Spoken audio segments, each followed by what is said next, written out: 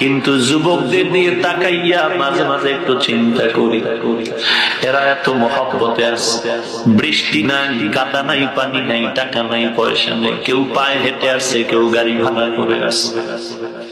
এই যুবকগুলো নামাজ পড়ে না, দিনের মহব্বতে আসলো, মাঝে মাঝে কই ও আল্লাহ, কি বলবো, ছোট ছোট বাচ্চাগুলো যারা সালামটা ঠিক মতো দিতে পারে না, এই বাচ্চাগুলো আইসা একটু মুসাফা হাত মিলানের জন্য পাগল হয়, আইসা বলে হুজুর একটু মাথায় ফু দিয়া দেন, দম করে দেন।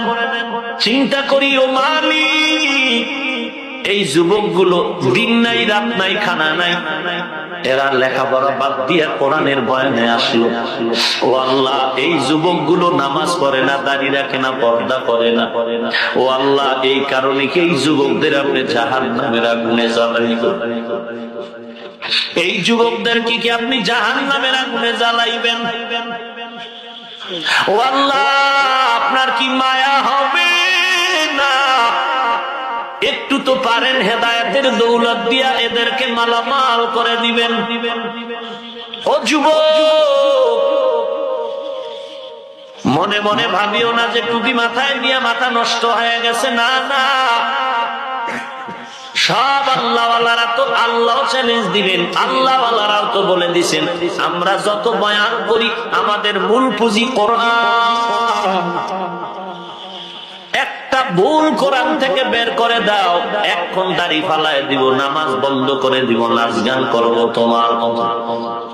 কিন্তু ভাইজান, বালিশে মাথা লাগায় চিন্তা করো, তুমি কেন তোমার থেকে বড় বড় বেঈমানেরা অপচেষ্টা কম করে নেয় কোরআনের ভুল বের করার জন্য?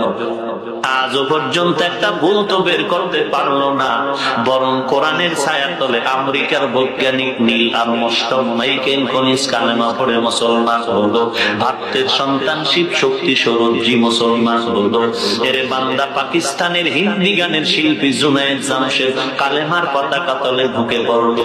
আল্লাহর কোরআনে কোনো মিথ্যা নাই, ওই কোরআনটা যখন পড়ে পড়ে জীবনটা কাটায় দিলাম, ওই কোরআনে তো জান্নাতেরও বয়ান আছে, জাহান্নামেরও বয়ান আছে, ওই কোরআনের একটা অক্ষরও মিথ্যা নাই। তাহলে জান্নাতের বয়ানও সত্য, জাহান্নামের বয়ানও সত্য।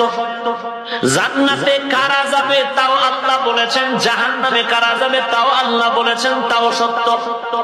ইন্নাল আবরারা লাফি নাঈম ওয়া ইন্নাল ফুজ্জারা লাফি জাহিম। নেক আমলওয়ালারা জান্নাতে যাবে, গুনাহগার যারা তারা জাহান্নামে যাবে।